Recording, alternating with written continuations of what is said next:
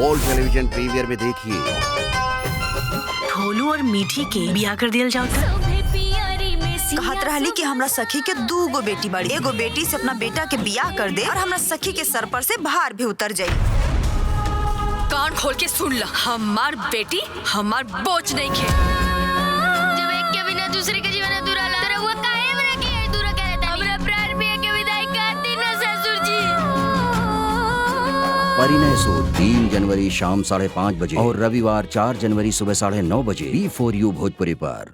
प्रिय दर्शकों, अगर आप अपना मनपसंद TV channel B4U Bhojpuri DD free dish पर नहीं देख पा रहे हैं तो अपने DD फ्री डिश के रिमोट से मेन मेन्यू में जाइए, फिर एडिट प्रोग्राम में जाइए, इसके बाद डिलीट ऑल प्रोग्राम में जाकर ओके कर दीजिए। फिर आप अपने मेन मेन्यू में वापस जाइए और प्रोग्राम सेटअप में जाकर ऑटो स्कैन कर दीजिए, जिसके बाद आपका पसंदीदा चैनल B4U भोजपुरी दिखने लगेगा। इस प्रक्रिया के बाद भी अगर B4U भोजपुरी चैनल नहीं दिख रहा तो आप अपने एंटीना को टेक्नीशियन से ठीक करवा सकते हैं।